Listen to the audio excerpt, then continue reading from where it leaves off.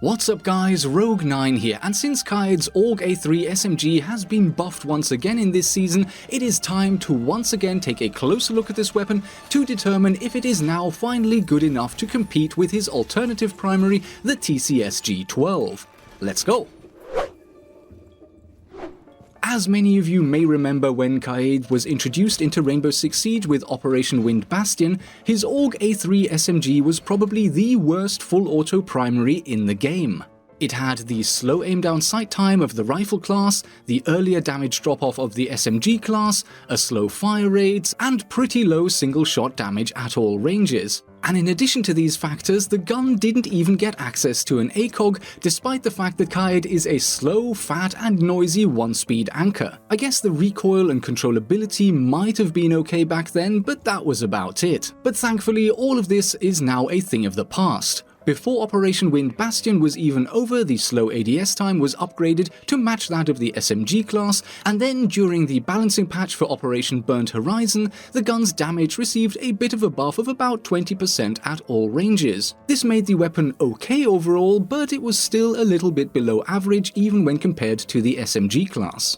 Now, with the launch of Operation Ember Rise, the AUG's damage has once again been increased, this time by just under 10% across the board, from 3324 to 3626. Will this be enough to finally raise the AUG's combat capabilities to at least match that of the other SMGs? Let's look at the stats and see what they say. Having 36 to 26 damage per shot nowadays is pretty good by comparison to the rest of the SMGs. Compared to the damage profile at launch of 2720, it's a huge improvement, and in fact it now puts the AUG in third place at close range compared to the other SMGs, on par with Mozzie's Commando 9, Caveira's M12, and Vigil's K1A. Only the super slow firing 9mm C1 used by Frost and the FBI's UMP45 are more powerful now.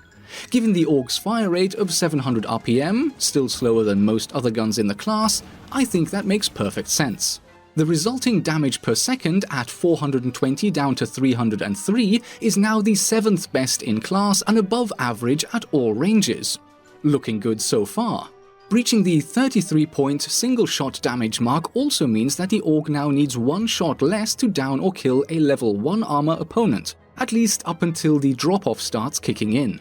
This means that despite the slowish fire rate, the AUG will actually now outperform the SMG class average in terms of the time to down or kill at almost all ranges, and especially at close and long range, the advantage is actually pretty respectable.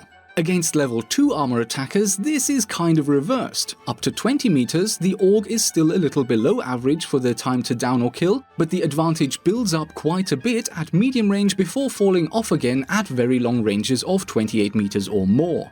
The best performance of the AUG's damage profile is against level 3 armor opponents, although of course there are only a handful of those on attack. Some recruits, Gridlock, Monty, and Fuse.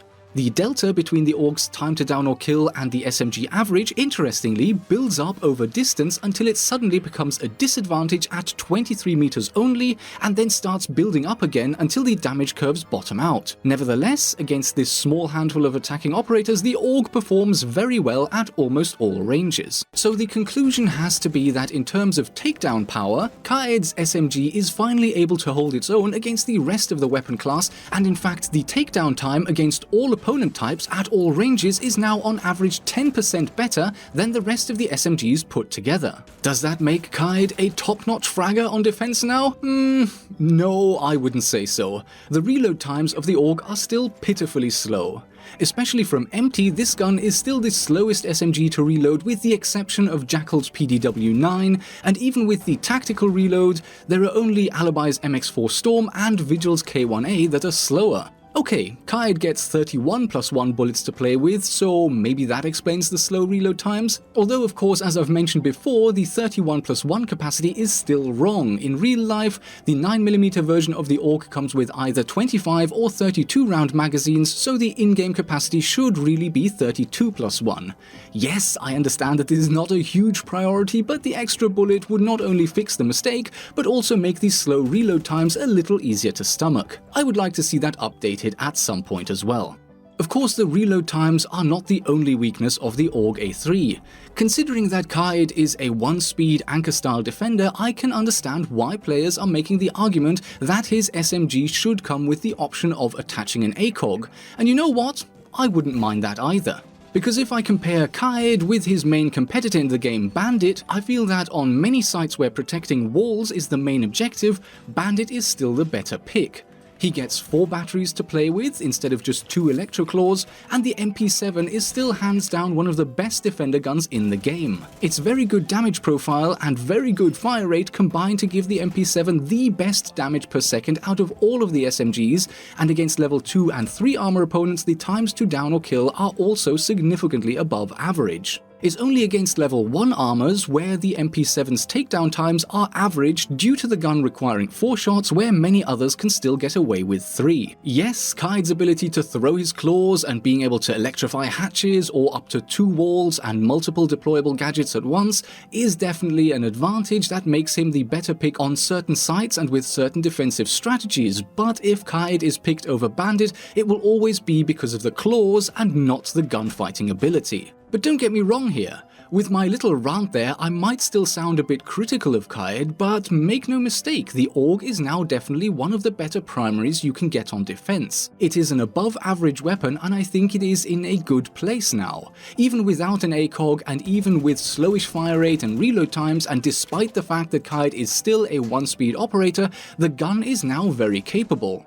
Good damage and highly controllable recoil make the AUG very user-friendly now, and I think picking between the SMG and the TCS G12 slug shotgun is no longer a case of one is better and the other is worse. It's now more of a case of what site are we playing? Where will I be anchoring? Will I be fighting at longer ranges or even going for a bit of an early peak?